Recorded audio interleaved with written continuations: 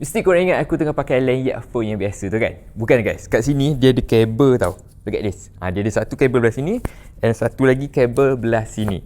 So dia ada dua kabel guys. So hari tu aku ada pergi event Inerja guys. This one event ni aku dapat banyak lagi produk daripada Inerja. Tak pernah dengar kan produk Inerja kan? Apa benda?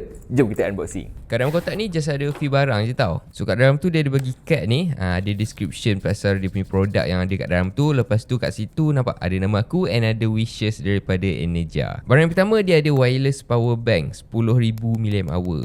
Dia ada MagSafe dekat bahagian belakang tu and size dia kecil je, memang nipis je. Dia ada satu port type C kat situ untuk in and out. Lepas tu kalau tekan button tu dia akan display dia punya level battery kat situ. So let's say aku nak charge phone aku kan, aku just letak je kat situ, dia akan MagSafe dia kat situ. Dia punya power bank ni kan, dia claim dia tahan lasak and selamat tau. Masa event hari tu dia set demo ketahanan power bank ni. So walaupun dah terkeluar, dah berlubang power bank ni kan, tapi still boleh guna lagi dengan selamat. Next kita ada travel adapter. Yang ni dia boleh support 45 watt guys. Kalau korang nak plug 2 pin kan, korang boleh tolak je macam ni, dia akan jadi 2 pin. Ataupun nak 3 pin, korang just keluarkan je yang satu ni and dia akan jadi 3 pin. Ataupun kalau korang travel luar negara kan, nak plug yang macam ni pun boleh juga. Ataupun korang boleh sengitkan dia macam tu pun boleh juga. Next dia ada bagi kabel 60 watt guys. Yang ni type C to type C. Kabel ni dia braided macam ni tau. Lepas tu dia punya kabel ni kan, dia akan bergulung sendiri, dia akan melekat sendiri guys. So kalau korang tarik, lepas tu kalau korang letak balik, dia akan melekat dekat situ, dia akan tergulung kat situ. So dah tak ada masalah kabel berselerak. And last kali dia ada bagi 3-in-1 wireless charger.